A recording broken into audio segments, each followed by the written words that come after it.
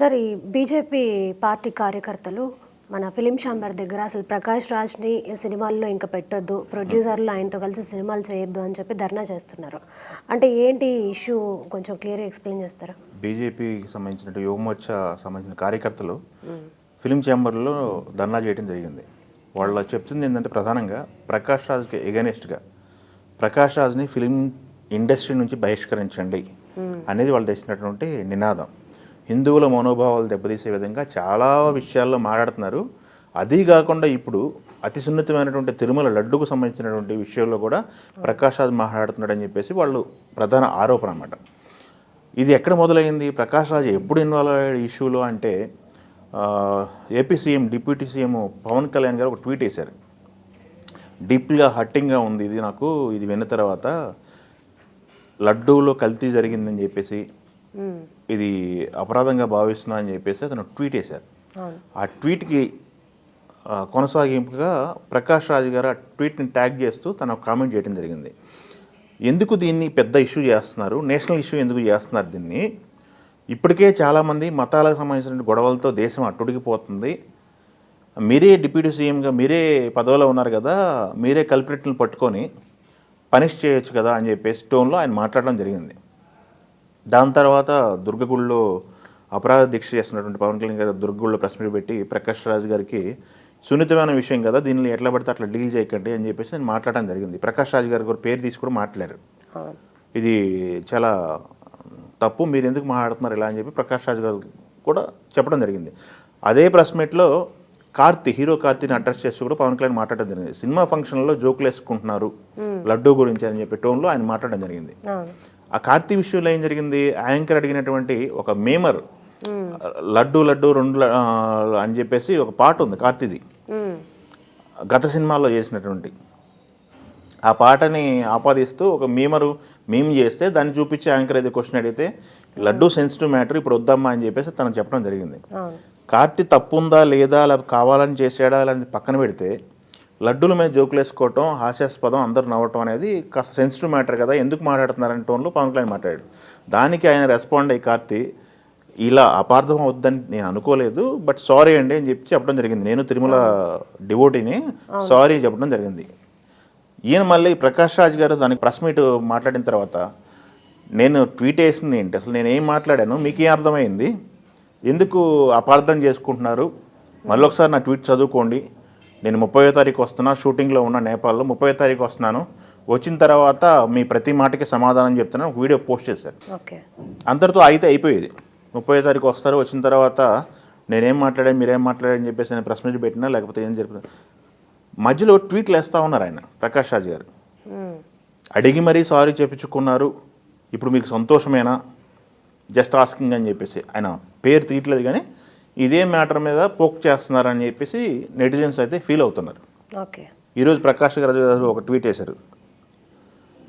గెలవక ముందు ఒక అవతారం, గెలిచిన తర్వాత ఒక అవతారం, ఏంటి అవతారం అని చెప్పేసి ఒక ట్వీట్ వేశారు మళ్ళీ. సో ప్రకాష్ రాజ్ గారు ఫస్ట్ నుంచి కూడా బీజేపీకి వ్యతిరేకి అని చెప్పేసి, మోడీకి వ్యతిరేకి, హిందూయిజానికి వ్యతిరేకి అని చెప్పేసి చాలా సందర్భాల్లో బీజేపీ పార్టీకి సంబంధించినటువంటి చాలామంది మాట్లాడటం జరిగింది. ఈ బీజేపీ పార్టీకి వ్యతిరేకి అయ్యుండి పొలిటికల్గా మాట్లాడితే ఓకే, బట్ తిరుమల లడ్డూ విషయంలో దాదాపు 100 కోట్ల మంది భారతీయులు విశ్వసించేటువంటి వెంకటేశ్వర స్వామికి సంబంధించిన నైవేద్యంగా పెట్టే తిరుమల లడ్డూ విషయంలో కాంట్రవర్సీ వచ్చినప్పుడు సున్నితమైన మ్యాటర్ కదా, ఎందుకు మీరు ఎలా పెడితే అలా మాట్లాడుతున్నారు, మామూలు పొలిటికల్ డిబేట్లో ఎలా మాట్లాడతారో అలా మాట్లాడితే ఎలా అని చెప్పేసి వీళ్ళు మాట్లాడుతున్నారు. సో ఈ నేపథ్యం చూసుకున్నట్టయితే ప్రకాష్ రాజ్ అనే వ్యక్తిని సినిమా ఇండస్ట్రీ నుంచి బహిష్కరించండి, మా నుంచి బహిష్కరించండి అని చెప్పేసి వాళ్ళు స్లోగన్స్ చేయడం జరిగింది. వాళ్ళు ఇంకొక హెచ్చరిక కూడా చేశారు, ప్రకాష్ రాజ్ ఉన్నటువంటి షూటింగ్ ఎక్కడ జరిగినా మేము అడ్డుకుంటాము అని చెప్పడం జరిగింది. అలానే ప్రకాష్ రాజు నటించినటువంటి సినిమాలకు సంబంధించినటువంటి వాటి విషయంలో కూడా మేము అభ్యంతరాలు లేవనెత్తామని చెప్పేసి వాళ్ళు నిన్న జరిగినటువంటి నైటు, ఈ ఇష్యూ ఎప్పుడు జరిగింది, నైట్ ఫిలిం ఛాంబర్కి వచ్చి ఆకస్మికంగా ధర్నా చేయడం జరిగింది. వాళ్ళు తర్వాత మళ్ళీ వాళ్ళని పోలీసులు తీసుకెళ్ళిపోయారు, అదంతా వేరే విషయం. కాకపోతే ఇది మట్టుకి చినికి గాలివానలాగా పెద్ద ఇష్యూ అయితే అవుతుంది. ఒక పక్క సున్నితమైన మ్యాటర్ నడుస్తుంది, అక్కడ విచారణకు ఆదేశించారు, సిట్ ఏర్పాటు చేస్తున్నామన్నారు, ప్లస్ దీనికి సంబంధించి చాలామంది చాలా రకాలుగా మాట్లాడుతున్నారు, చాలామంది హట్ అయ్యారు. వీళ్ళ వాదన ఏంటంటే వేరే మతాలను ఎవరిని కించపరచట్లేదు, కానీ హిందూ మతం మీద ఇలా చేయటం ఏంటి అని చెప్పేసి వాళ్ళ వాదన. నిర్లక్ష్యం ఎందుకు జరిగింది అక్కడ, నిర్లక్ష్యం ఎందుకు జరిగింది అనే పైన క్వశ్చన్ వేసి ప్రశ్నిస్తున్నారు వాళ్ళు. ఓకే. సో ఈ మ్యాటర్ అంతా కూడా తప్పెవరిది అని తేలాల్సింది చాలా టైం పట్టేలా ఉంది. ఈ లోపు జరగాల్సిన డ్యామేజ్ అంతా జరుగుతుంది.